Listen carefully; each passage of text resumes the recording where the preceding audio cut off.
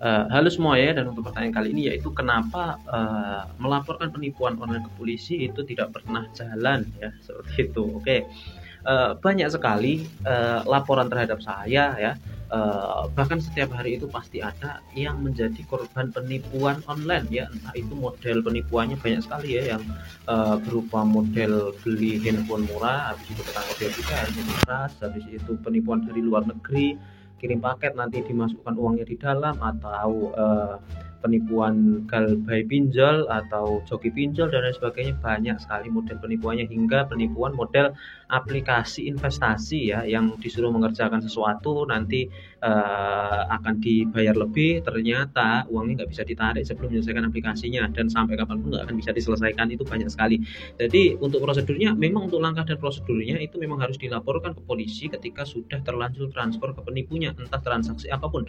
Jadi yang pertama harus dilaporkan ke polisi dulu. Berdasarkan surat laporan ke polisi tersebut nanti bisa digunakan acuan untuk ke bank bahwa ternyata telah terjadi tindak penipuan oleh nomor rekening tersebut ya, nanti bisa dilakukan pemblokiran seperti itu.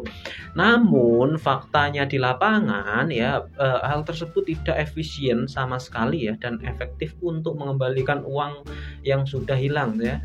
Biasanya yang tanya ke kita itu bagaimana cara dan langkah mengembalikan uang yang sudah terlanjur kita transfer ya, seperti itu ya. Terlanjur kita ditipu, bagaimana cara untuk mengembalikannya dan lain sebagainya ya, memang prosedurnya seperti itu.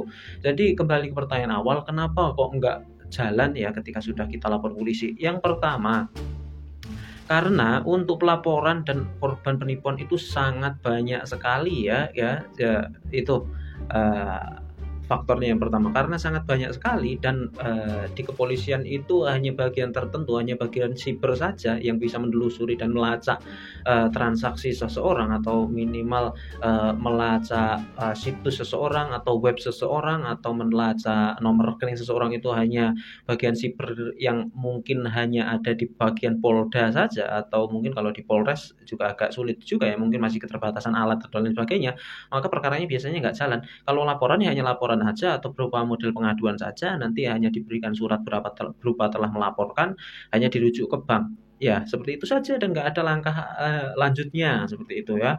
Langkah lanjutnya pun agak sulit ya, seperti itu. Apalagi penipuannya hanya jutaan ya, hanya 1 juta 2 juta, mungkin nggak akan jalan perkara-perkara seperti itu. Oke, itu yang pertama ya. Mungkin gara-gara terlalu banyak yang kena tipu ya. Yang kedua, di sini terjadi yang namanya perlindungan hukumnya, ini ada benturan hukum ya. Yang pertama, karena di kepolisian itu harus dilaporkan, sementara di undang-undang perbankan itu data seseorang itu tidak boleh dibuka secara gamblang, secara langsung. Bahkan ketika sudah memegang yang namanya surat laporan kepolisian bahwa telah ditipu, datang ke bank itu tidak akan dibuka ya. Teller Bank atau CS Bank itu kadang tidak akan berani untuk membuka identitas seseorang di bank, karena menurutnya melanggar hukum. Identitas itu tidak akan dibuka kecuali untuk kepentingan pengadilan, alasannya seperti itu. Atau biasanya harus ada surat laporan kepolisian, bahkan sudah ada surat laporan kepolisian pun untuk membuka data seseorang atau alamat, nomor telepon penipu tersebut pun nggak bisa ya. Kadang beberapa bank sulit, harus lapor atasan lagi, harus lapor ke pimpinan cabang, harus lapor ke pimpinan pusat dan lain sebagainya. Akhirnya ya uangnya sudah diambil terlebih dahulu oleh penipu ya kan, seperti itu ya. Akhirnya ya nggak jalan-jalan, akhirnya ya yang jadi korban putus asa, akhirnya udah laporannya sehari, ke banknya sehari, ke pimpinan cabang sehari, bahkan seminggu nggak kelar uangnya udah habis duluan ya, seperti itu. Dan yang ketiga itu biasanya ya karena penipuan ini modelnya sudah sindikat ya, penipunya itu biasanya sudah cerdas banget, transfernya kemana, ini orangnya siapa, rekening dipakai siapa. Ini sindikat, orang-orang udah kumpul, prosedur untuk menipunya seperti ini dan lain sebagainya. Ya jadi seperti itu, sudah sindikat. Untuk penipunya ya bisa jadi lebih canggih, alatnya lebih canggih ya, sistemnya lebih canggih, jadi agak sulit juga untuk dilacak seperti itu ya. Kelemahannya di situ ya. Kelemahannya yang utama ya karena ada perlindungan hukum ya, untuk membuka nasabah, membuka data nasabah di bank itu agak ribet dan agak sulit ya. Walaupun sudah bawa surat laporan kepolisian, itu aja biasanya agak sulit ya. Apalagi nggak pakai surat laporan ya, datang ya pasti hanya disampaikan saja ya, ditunggu dulu, nggak akan ada selesainya, seperti itu.